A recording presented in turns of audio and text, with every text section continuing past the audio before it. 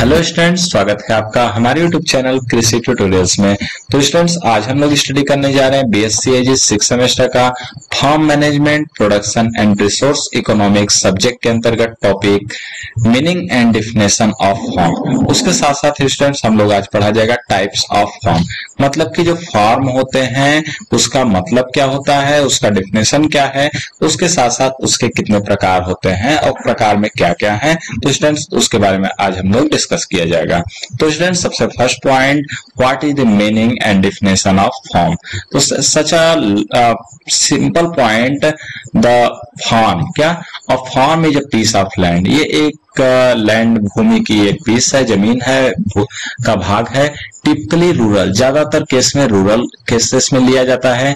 Used for agricultural production, जिसे उपयोग किया जाता है क्या, एग्रीकल्चर प्रोडक्शन के लिए। स्टूडेंट्स आप इसे डिफिनेशन के रूप में भी यूज कर सकते हैं कि a farm is a piece of land typically rural used for agricultural production and it is also an essential unit of agricultural activity where various crop or livestock are cultivated or raised for commercial purposes। मतलब कि एक essential unit, एक महत्वपूर्ण भाग agricultural activity का, जहां पर agricultural activities किए जा रहे हैं, जहां पर कई अलग अलग प्रकार के क्रॉप्स या फिर तो लाइव स्टॉक को रखा जाता है, कल्टीवेट किया जाता है या फिर तो पाला जाता है फॉर कॉमर्शियल पर्पज, मतलब कि कॉमर्शियल पर्पज के लिए, जिससे कि हमें इनकम या फिर आर्थिक या फिर प्रोडक्टिविटी प्राप्त हो सके। फॉर्म वेरी इन साइज, जो इसमें फॉर्म होता है ना वो साइज में वेरी करते हैं। टाइप ऑफ एग्रीकल्चरल प्रैक्टिसेस, हम लोग कैसे उस पर एग्रीकल्चर प्रैक्टिस कर रहे हैं उस हिसाब से वेरी करते हैं।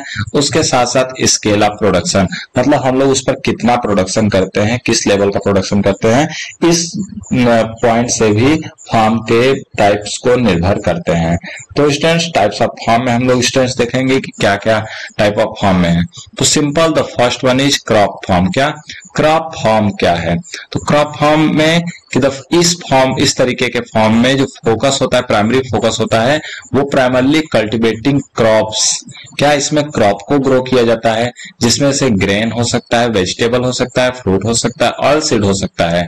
क्रॉप फार्म में स्पेशलाइज इन वन और मल्टीपल टाइप ऑफ क्रॉप, इसमें वन क्रॉप को स्पेशलाइज किया जा सकता है या फिर तो कई अलग अलग प्रकार के क्रॉप को किया जा सकता है, वहां के लोकल क्लाइमेट, सॉइल टाइप और मार्केट डिमांड के अनुसार।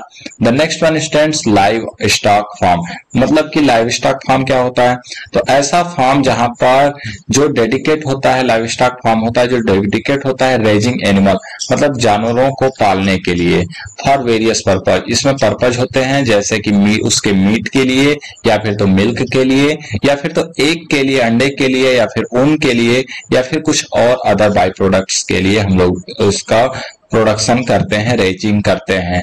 ये फोकस करता है specific live stock type such as cattle, poultry, sheep और गोट और टोटल ऑल इंक्लूडेड, मतलब कि ये या तो स्पेशलाइज हो सकता है किसी कैटल के लिए या फिर पोल्ट्री के लिए या शिप के लिए या गोट्स के लिए, या फिर तो कभी कभी इन केस देखा जाता है कि लाइव स्टॉक फार्म के अंतर्गत कई को एक साथ ही कनेक्ट करके एक साथ ही पाला जाता है।